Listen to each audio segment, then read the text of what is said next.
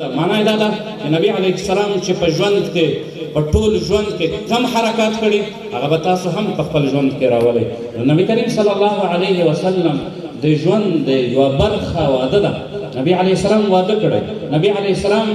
د بعثت نه مخکې هم واده کړی. د نبي علیه السلام د بعثت نه مخکې ودونه هم د هغې د بعثت نه مخکې واده هم زموږ او ستاسو دپاره نمونه ده. ځکه نبي کریم صلی الله علیه وسلم د پیدایش نه واخله تر وفاته پورې د الله رب العزت په اشاره، د الله رب العزت په الهام، د الله رب العزت په صریحه او په الهامي وحي باندې چلېدلو. د نبي کریم صلی الله علیه وسلم ټول ژوند زموږ او ستاسو لپاره نمونه ده. محترم ورونه دلته یو عرض کول غواړم. زموږ او تاسو مجاهدین عرض کوم د جهاد زموږ او ستاسو د اسلامي دعوت یو جز ده. دا د امر بالمعروف یو جز ده، یو فرع ده. اصل زما او ستا په ژوند کې امر بالمعروف نهي عن المنکر او دعوت ده. موږ او تاسو د یوې فرع لپاره چې هغې ته جهاد ویل کېږي او هغه فرع د دعوت ده او هغه فرع د امر بالمعروف نهي عن المنکر ده. د هغې دپاره موږ ټول ژوندونه الحمدلله ځوانانو نظرانه کړي. کلونه ځوانانو په غرونو کې تېر کړي، زندانونه یې ګاللي، ځانونه یې تیکه او پارچه کړي دي. متاسفانه چې کله بیا د ژوند نورو برخو ته راشو د دښمن په مقابل کې ښه ګړندي وو، او کله چې د ژوند نورو برخو ته راشو بیا د ژوند په ډېرو برخو کې همدغه مجاهد، همدغه سرښندونکی مجاهد چې د دښمن په مقابل کې د هغې توپ و ټانک ته ولاړي، د هغې پروا نه ساتي، د کلي او د کور یو ناروا رواج ته بیا سر کته کړي. او د نبي کریم صلی الله علیه وسلم سنت هلته ترې نه هېر شي. د نبي کریم صلی الله علیه وسلم د سنتونو په خاطر باندې زندانونه تېروي. د نبي کریم صلی الله علیه وسلم د سنتونو په خاطر باندې په ځان پورې بمونه تړي، ځان نه استشهادي جوړوي. خو بیا چې کله کلي کور ته راستون شي په اجتماعي ژوند کې په ډېرو امورو کې د نبي کریم صلی الله علیه وسلم سنت ته شا کړي او د دښمن په مقابل کې ښه ګړندی هېچ چا ته سر نه ښکته کوي، د هېچ چا نظام ته سر نه ښکته کوي، د چا سیاسي نظام ته سر نه ښکته کوي، اقتصادي نظام ته سر نه ښکته کوي، عسکري نظام ته سر نه ښکته کوي. خو په رسم و رواج کې بیا متاسفانه داسې مجاهد، داسې کمزوري مجاهدین پیدا کېږي چې رسم و رواج د کلي رسم و رواج ته هغه رواجونه ورونو د جایز رواج خبره زه نه کوم، هغه رواجونه چې د بدعت رواجونه وي، هغه چې زما او ستا د شان سره نه کوي، او هغه چې زما او ستا د شوکت سره، زما او ستا د امارت سره نه کوي، هغسې رسم و رواجونو ته بیا سر ښکته کړي، هغې ته بیا تسلیم شي. هغه ټول رواجونه په ده باندې هم تطبیقېږي د کومو رواجونو د ختمېدلو په خاطر چې ده ټوپک اخیستی دی. موږ ټوپک د څه په خاطر باندې اخیستی؟ ل اعلاء کلمت الله په خاطر باندې. د دومره قرباني د څه په خاطر ورکړي؟ ل اعلاء کلمت الله. د اعلاء کلمت الله لفظ زما او ستا د هر مجاهد په ژبه باندې الحمدلله دا د هغې په ژبه باندې چلیږي، وایو، په منبر باندې هم وایو، په وصیتونو کې هم وایو، په لیکنو کې هم وایو. په معنا باندې باید ځان پوه کړو. اعلاء کلمت الله څه معنا؟ معنا یې دا ده چې د ژوند په ټولو ابعادو کې، د ژوند په ټولو په هر پړاوونو کې هلته به د اعلاء کلمت الله معنا دی چې هلته به شریعت قائمه وو. وروڼه موږ او تاسو ته مړی راکېږي، د مړي په ورځ باندې د شریعت چې څومره احکام وي، د قرآن چې څومره احکام وي، د حدیث چې څومره احکام وي، د اسلامي فقه چې څومره احکام وي، زما او ستا د مذهب چې څومره احکام هلته وي، څومره فتوا وي، هغه به هلته تطبیقوو. هغې تطبیق همدغه ځای ده. د مړي په باره کې چې څومره سنتونه دي چې دلته د تطبیق نه کړل او په ټول عمر کې بیا نشي تطبیقولی. همداسې ورونه په ما او تا باندې خوشحالي راځي. د خوشحالي د ژوند یوه موقع یې د واده کول، نکاح کول، واده کول، د واده شپه تېرول او ولیمه کول، د ټول هغه امور دي چې د انسان په ژوند کې کله کله راځي، یو ځل د انسان په ژوند کې راځي. دا موقع چې د لاس نه ورکړه بیا که ټول عمر ته د نبي کریم صلی الله علیه وسلم د ژوند سنتونه ادا کړې، خو دا سنت به درنه ترکي، دا سنت بیا دوباره درته نه راګرځي. نو وروڼو ځوانانو ته وایم الله دې وکړي چې زموږ عمر ورور هم په دغه میدان کې هم کامیابه شوی او د چا رسم و رواج غلط رسم و رواج ته یې سر نه یې ښکته کړی. تاسو ځوانانو ته هم وایم الله رب العزت هغه ځوانان چې مجرد دی، الله رب العزت ته حلاله نکاح او زر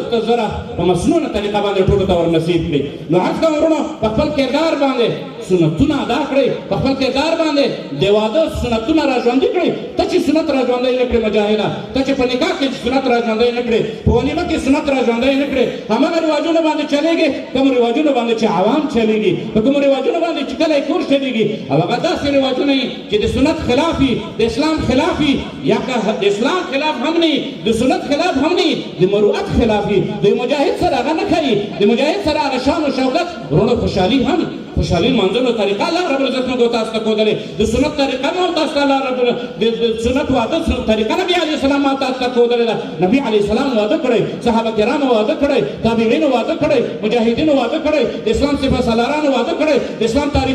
تاریخ سازانو واده کړی راځئ د هغې تاریخ لږ وګورئ چې هغې په ودونو کې څه کول نن وروڼو دا خبره ځکه کومه چې نن داسې مجاهدین شته دي وروڼو د هغې په جهاد باندې موږ شک نه کوو وروڼو د هغې د وادونو په وجه باندې زموږ سرونه ښکته دي وروڼو د هغې د ودونو د هغې د خرچیو په وجه باندې د هغې د مېلو د خرچیو په وجه باندې یو مجاهد څه ښکته کوي موږ په فیسبوک کې چا سره خبره نشو کولی په میډیا کې چا سره خبره نشو کولی دا د هغه مجاهد خبره درته کوم وروڼو چې کلونه کلونه په ځنګلونو کې تېر کړي کلونه په کلونه یې د الله په خاطر باندې په غرونو کې تېر کړي خو چې کله اجتماع ته راداخلېږي کله چې د ژوند نور آبادو ته راښکته کېږي بیا دومره کمزوری چې بیا په ده باندې شهوت هم غالب وي په ده باندې ملګري هم غالب وي په ده باندې د کورنۍ ژوند هم غالب وي داسې واده کوي چې هغه دښمن موږ ته پیغور راکوي دا خو لا پرېږده چې د شهید کورنۍ موږ ته پیغور راکوي دا خو لا پرېږده چې در بدر او کونډې یتیمان بورې موږ ته پیغور راکوي د هغې د ولور خبرې په فیسبوک کې اعلانېږي هغه کارونه هغه فضول خرچۍ کوي چې هغه نه اسلام کې په هغه جواز لري نه په مروءت کې جواز لري او نه د اسلامي امارت په لوایحه کې هغه جواز لري نو نن وروڼو په دغه موقع باندې تاسو ته دا ویل غواړم چې ودونه وکوئ نبي علیه السلام درته حکم کړی نبي علیه السلام د ځوان په نامه باندې یاد کړی شباب یې درته ویلی خپله ځواني ثابته کړه رسم رواجونه مات کړه د رسم رواجونو د دروازې ماتې کړه د بوتان د رسم رواج مات کړه دغه رسم رواجونه د رسم رواج په وجه باندې چې نن زما ستا ځوانان زاړه شول نن زما ستا ځوانان د ځوانۍ د حد نه تېرېږي د دغه بدو رواجونو په وجه باندې نو وروڼو وایم د علماو دا طریقه ده د علماو دا واجب ده چې هغوی بیان کړي د مجاهد دا کار ده چې د علماو تر څنګ ودرېږي او هغه ټول رسم رواجونه چې هغه د ځوانانو د پیغلو په مخ کې دا خائل ګرځېږي یو ځوان نه سپېږیری جوړوي یو ځوان نه مزدور جوړوي د نور د واده په وجه باندې جهاد پرېږدي د اسلامي امت خدمت پرېږدي د اسلامي امارت خدمت پرېږدي تاسو خبرې وروڼو نن زموږ ستاسو څومره ځوانان د ودونو په وجه باندې وروڼو کلونه په غرونو کې ګرځېدل په زندانونو کې وختونه تېر کړي نن چې د آزاد ژوند ته راغلل نن چې اجتماعي ژوند خپل جوړول غواړي نن غواړي چې واده وکوي نن غواړي چې اولاد ولري هغه مجاهد د دغه رسم رواج په وجه باندې پیسې نه لري وخت نه لري وروڼو د دغه په خاطر باندې یا ایران ته تښتېږي یا دوبۍ ته ځي پر جهاد یې تر دغه سرحده را رسولی یوه برخه د جهاد یې په 100 کالونو کې په 15 کالونو کې په خپله ځوانۍ باندې خپله ځوانۍ پکې خاورې کړه چې د جهاد بله برخه را ورسېږي په هغه برخه باندې د هغه برخه کې وروڼو زما ستا د کلي د ظالم رسم رواج په وجه باندې هغه د بل چا مزدور شي یا دا چې وروڼو د ایران مزدوري کوي یا د دوبۍ مزدوري کوي د دې په خاطر باندې چې هغه رسم رواج دلته پوره کړي هغه ظالم رسم رواج دلته پوره کړي وروڼو په 2 کاله 3 کاله کې د مجاهد شیوه بدله شي شکل یې وروڼو د مجاهد شکل پاتې نشي جذبه ورسره د جهاد پاتې نشي جذبه ورسره د اسلامي امارت پاتې نشي د څه په وجه باندې وروڼو د دغه ظالم رسم رواج په وجه باندې وروڼو کله به ماته ودمږو تاسو جهاد هم د دې په خاطر کړی چې اعلی کلمت الله کوم ده ولې په واده کې اعلی کلمت الله نه کوو ولې په واده کې د نبي علیه السلام سیرت نه راخلو دغه پیغله خور چې زما او ستا نه په ګرامونو کې لا غواړي دا ولې د فاطمه رضی الله تعالی عنها د جهاد پوښتنه نه کوي چې فاطمه رضی الله تعالی عنها چې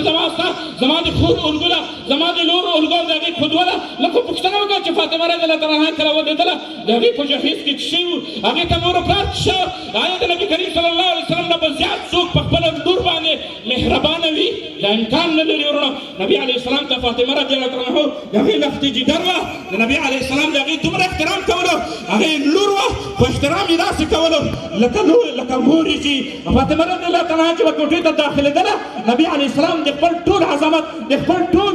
شان و شوکت سره دغه مقام د الله حبیب ده نبي علیه السلام به فاطمه رضی الله تعالی عنها ته د خپل ځای نه جګېدلو هغه به یې د خپلې سینې سره لګوله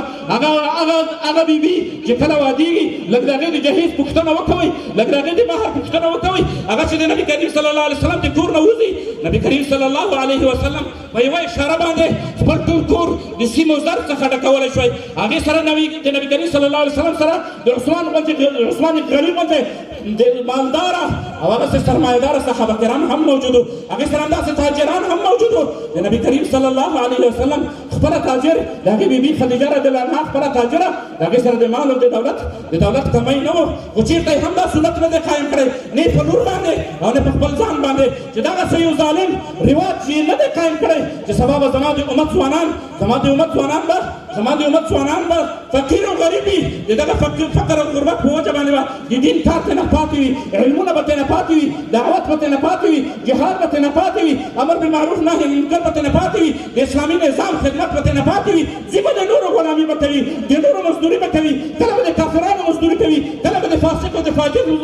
فاجرو غلامي کوي او د هغې په وجه چې څه په دې باندې چې هغه سنت دی ادا کړي نن ورونو سنت موږ اسان ته خېژولی هغه د نبي کریم صلی الله علیه وسلم اسانه سنت چې نبي کریم صلی الله علیه وسلم ته به کس راغلو فقیر و غریب به ورته راغلو نبي علیه السلام ته به یې وفرمیل زوجني یا رسول الله ای د الله رسول صلی الله علیه وسلم د دومره اوږده مدینه ده د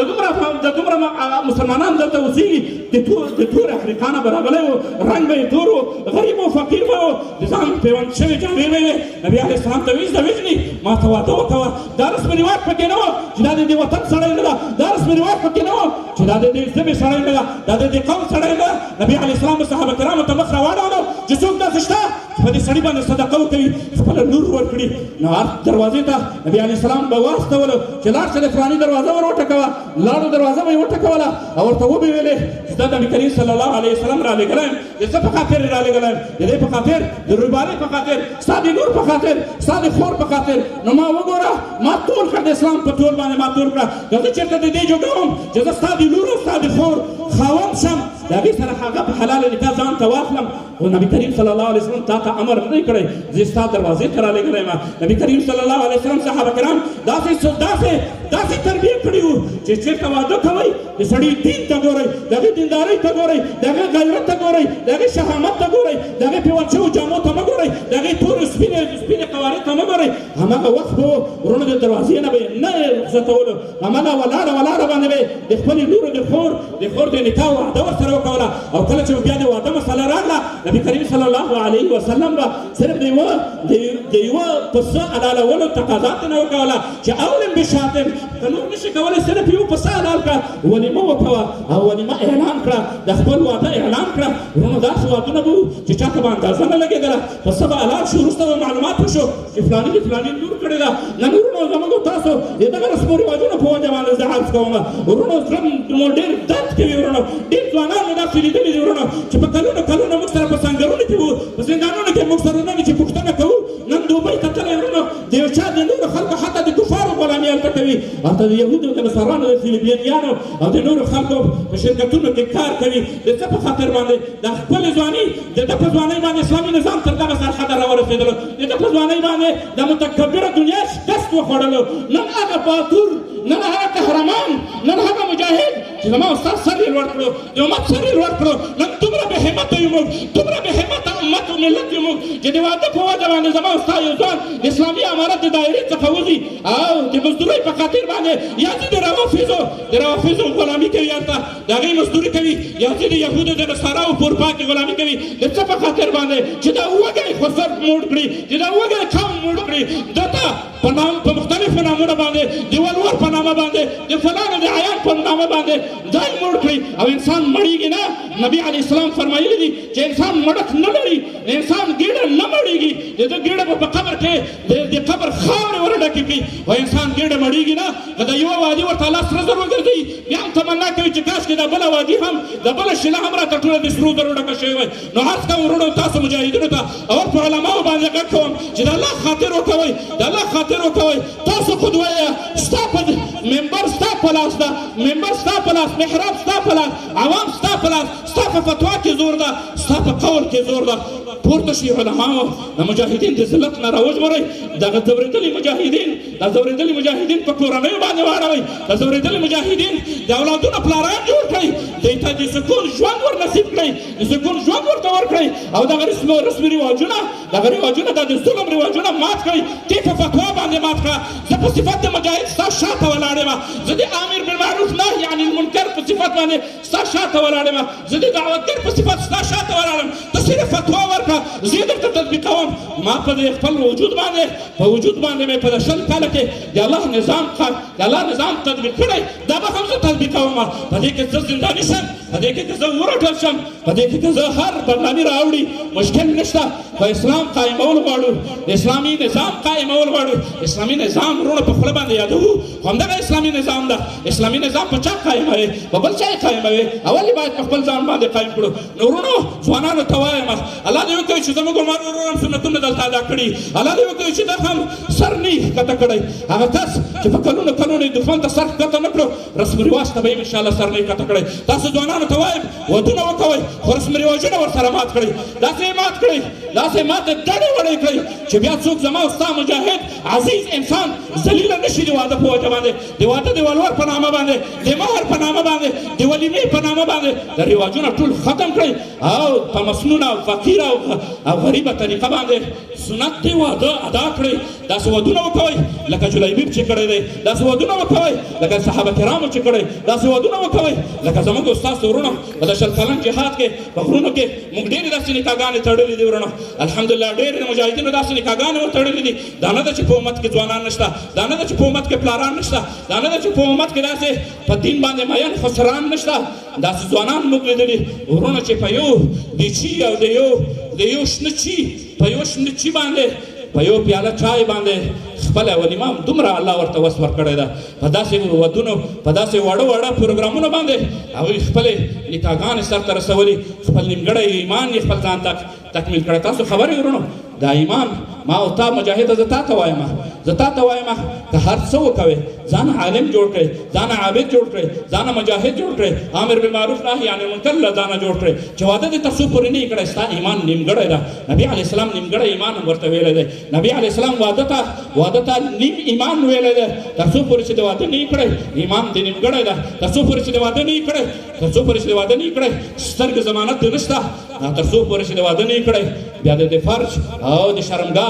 شرمګاه ضمانت دې نشته نو د خپلو سترګو حفاظت په واده کې ده د سترګو یخوالی په واده کې ده او د نبي کریم د خپل ایمان تکمیل په واده کې ده د دغه ایمان د تکمیل په خاطر باندې مبارزه وکړه وروره مجاهد وروره تا ته وایم مبارزه وکړه علماو ته وایم چې د دغه ځوانانو خاطر وکوئ د دغه ځوانانو تکریم وکوئ د دغه ځوانانو اکرام وکوئ خصوصا د مجاهدینو خصوصا د زندانیانو نور د دوی اډونه د دوی اډوکو زندانونه وراسته کړي دي د دوی اډونه او د دوی اډوکې غرونه او ځنګلونه وراسته کړي دي نور د نورو مزدوریو ته یې مه غورځوه د خلکو څاګانو ته یې مه ورښکته کوه او د خلکو په قلاګانو باندې مه دروه د خلکو رمې په لاس باندې مه ورکوه نن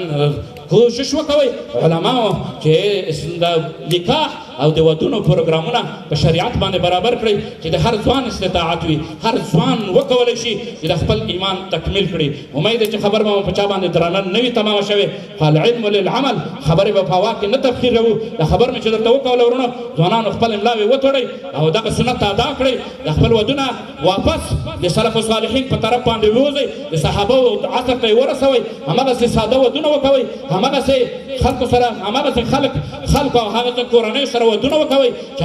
هغه سره قدر قیمت د مجاهد موجود وي هغه مجاهد هغه د خپل زوم ورونو زه حیران یم داسې ظالم خسر ته چې ته څنګه انسان یې ته د خپلې خور او د خپلې لور د خاوند څنګه ذلیله کوې ته چې زه ته د خپله لور په لاس باندې ورکوې ته دغه ستا د لور بادشاه هم دی ده ستا د لور خاوند هم دی ده ستا د لور عزت هم دی ده ستا د لور ابرو هم دی ده دا ولې دومره ذلیله کوې ولې دومره